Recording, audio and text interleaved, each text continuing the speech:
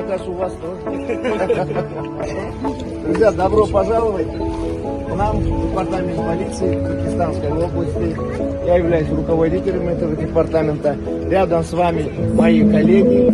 Здесь вам на обозрение выставили нашу технику и безопасность. Это наша главная задача работников полиции.